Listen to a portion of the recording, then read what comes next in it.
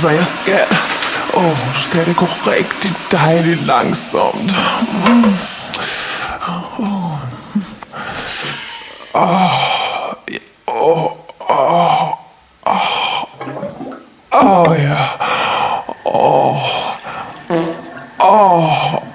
Det går næsten.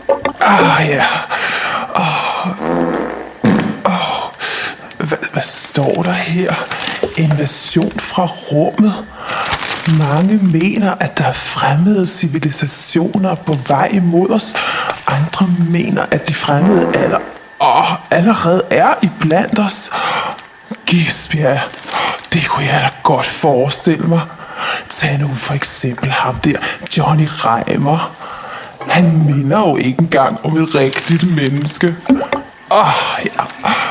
Det er næsten som om han er støbt. Hvis han havde en væge på hovedet, kunne han næsten sælges som guldlys hos ærlige Bent. Ja.